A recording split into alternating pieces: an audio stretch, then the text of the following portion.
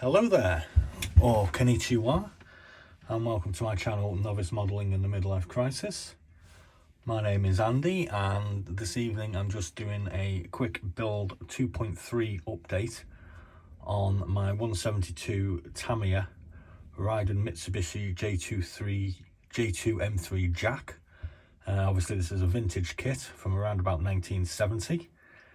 I'm just going to, basically this one is kind of finished now, so I'm just going to show you where we're at with it. I'm going to be enjoying my little porricky corn snack, and I'm just going to have another go of my my sake. So I'm just going to pour myself a wee little drop of that. Cheers. Now this is the second model I started doing in my Land of the Rising Sun week, where I'm trying to build 10 Japanese model kits in 10 days. I actually had a day off yesterday because I was getting a little bit modelled out, so I tried to finish a few things off and get some transfers, get some decals on some stuff. I'm just going to show you where we're at with a couple of them this evening. So this is the first one in the series. So basically we've had one of these before where we've actually had it painted up to a reasonable level. We've done a bit of touching up. I mean, I am a novice at these things, so bear with me. These things are not perfect, but I'm quite reasonably happy with where I am with this. There's still a couple of bits that need to be attended, but there are a few errors that I've made that I'm actually just going to leave, and I'm going to leave them for a purpose of when I can look back at these and say, oh yeah, I can see I went wrong here somewhere. And then I can, when I come to do another kit, I can look at this and say, oh, I don't want to make that mistake again. I mean, you can see a very obvious mistake here, where I've got my yellow identification markings on the front leading edges of the wing, where I've got a little bit of the white showing. Now, I could touch this up with yellow or green or merge it in, but I'm just trying to remember, you know, this is a mistake that I made. So we've got a black top surface, which is quite right.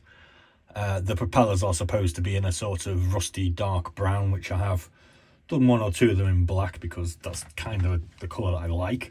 But then I have actually gone on to doing the rusty brown on some of the later kits. Obviously the decals that came with this were 30 years old. The only decals that we managed to save, because basically when I put them in the water, around about 75% of them pretty much just disintegrated.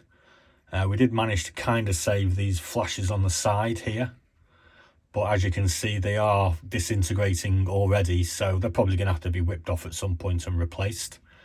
The tail markings, which are incorrect as per the box art, that's because this is the only pair that I could salvage, so you know it's unfortunate.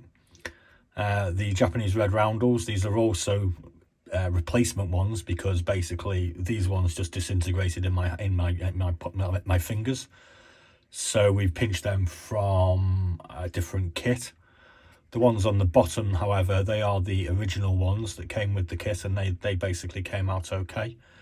I mean, you can see here we've got the white marking here, and we've got a little bit of paint runoff, which I probably am going to touch this up because I'm not too sure. I've got some my masking tape is a rather cheap version off Amazon, and I'm thinking that maybe I need to go and get some slightly better.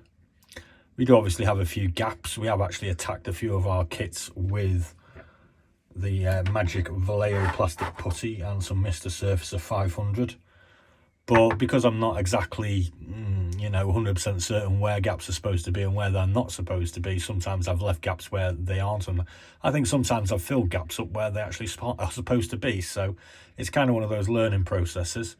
But I mean, this one for me, as I think this is you could say this is my third completed kit, I'm quite happy with it. It looks reasonably good to me. It has been airbrushed, this one, and touched up by hand. The black was done by hand, the green and the grey bottom surfaces were done with the airbrush. Obviously this white here, this is hand painted as well. A lot of the extra parts are all hand painted too. So that's where we are with that one. I'm just going to open up my little corn snack. Oh, I've got a feeling what this is now. Oh no, it's not. It's little breadsticks. Oh, I like breadsticks. There we go. They're very corny, just like me. So yeah, so I'm going to move on and show you another kit in a second. Do let us know what you think of my third foray into an almost complete kit. I think there's a couple of things that I'm going to touch up.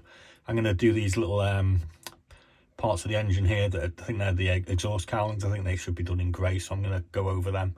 So there's a few little things that I want to just add to this, and if you've got any suggestions, do let us know, and please be kind to me.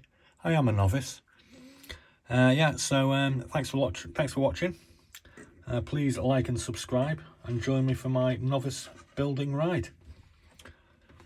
I'm going to do be seeing you, I normally say, but I'm going to try and do it in Japanese. Anato wa mai te iru. See you later.